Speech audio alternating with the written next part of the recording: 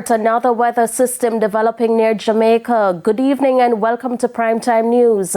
We're live on air on Television Jamaica, TVJ International in the Cayman Islands, and online at onespotmedia.com. I'm Shamela Pullen. Also this evening, 95% of roads blocked by landslides and flooding now cleared, and woman charged for damaging a police station. There's also sports and weather in this newscast, so please stay with us. Details right after the break.